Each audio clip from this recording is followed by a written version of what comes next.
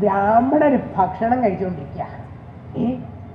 എന്താണോ ഇത്ര കേമായിട്ട് പറയാൻ? അത് തനിക്കറിയാഞ്ഞിട്ടാ. ബ്രാഹ്മണരൊന്നും കൂട്ടാതെ ഊണ് കഴിക്കില്ല. പിന്നെ അവരെന്തു കൂട്ടിയിട്ടാണോ ഊണ് കഴിക്കുക? അതന്നെ ഞാൻ പറഞ്ഞത്. അവര് ഒന്നും കിട്ടിയില്ലെങ്കിൽ അവര് ലഹള കൂട്ടിയിട്ടെങ്കിലും ഉള്ളു. അങ്ങനെ ഇരുന്നാ തുടയോട് കത്തിക്ക് തിരക്കി അവിടെ ഇങ്ങനെ ഇരിക്കും. എന്നിട്ട് ആദ്യം ഇല ഇട്ട് കഴിഞ്ഞെന്ന് വെച്ചാൽ ഈ ഇലയൊന്ന് മാറ്റണം.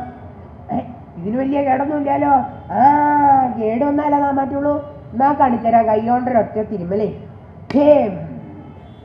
എങ്ങനാ വെച്ച ഇല അപ്പം മാറ്റണം. അങ്ങനെ ആക്ഷേപഹാസ്യം ഉപയോഗിച്ച് ഗൗരവമേറിയ വിഷയങ്ങളെ ചിന്തിപ്പിക്കാനും ചിരിപ്പിക്കാനും ഉദ്ദേശിച്ചുള്ള കലയായ ചാക്യാർകൂത്ത് ഇത്തവണ പുരാണ കഥകൾ പറഞ്ഞപ്പോൾ സമകാലിക വിഷയങ്ങളെ തൊട്ടുതലോടിപ്പോയി. പല പല കേമന്മാരും പണ്ട് ഭരിച്ചിരുന്നവരും ദൈവതുല്യന്മാര് വരെ അകത്ത് കിടക്കുന്നുണ്ട്. എന്താ തനിക്ക് കുറച്ചാൾ അകത്ത് പോകണമെന്ന് ആഗ്രഹം ഉണ്ടോ? ഇപ്പൊ കുറച്ചുനാളകത്ത് കിടന്ന് പുറത്തിറങ്ങിയ പണ്ടത്തേക്ക് ആ കേമന്മാരാവുന്ന പറയണതേ. അപ്പോ കാരാഗ്രഹവാസം പരിഭ്രമിക്കാന്നില്ല എന്നാണെങ്കിൽ അതല്ല എന്റെ ശിക്ഷ. പിന്നെയോ സ്വർണം കൊണ്ടുള്ള ശിക്ഷയാണ് ഞാൻ നിശ്ചയിച്ചുള്ളത്. ആരാണോ കൃഷ്ണൻ സഭയിൽ വരുന്ന സമയത്ത് ഇരുന്ന സ്ഥലത്ത് നിന്നിട്ട് അവനെ മാനിക്കണത്, അവരോരോരുത്തരും എനിക്ക് 12 ഭാരം വീതം സ്വർണം തരണം. ബുദ്ധിമുട്ടൊന്നുമില്ലടോ, സാമർഥ്യം ഉണ്ടെങ്കിൽ ആവാം.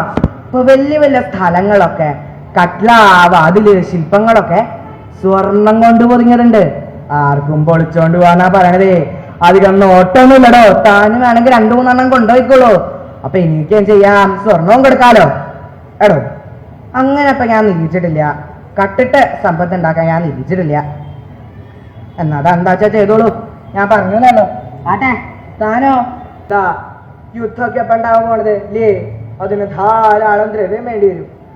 രാജാക്കന്മാർക്ക് ഇരിക്കണ്ട, ഭരണാധികാരികൾക്ക് എവിടുന്നാ ദ്രവ്യം ഉണ്ടാവുക? പ്രജകളുടെ കരം പിരിക്കണം, നികുതി പിരിക്കണം. ഇപ്പൊ തന്നെ പിരിച്ചൊരു ഭാഗമായിട്ടുണ്ട് അല്ലേ നികുതിയെ.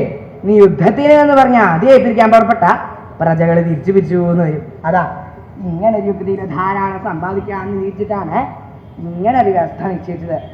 ബഹുഭൂരിപക്ഷവും പാഞ്ചാലി സ്വയംവരം വിഷയമാക്കിയപ്പോൾ ശ്രീകൃഷ്ണന്റെ ദുര്യോധനുമായുള്ള സന്ധി സംഭാഷണ കഥയിലും സ്വർണ്ണക്കൊള്ള കടന്നു വന്നു.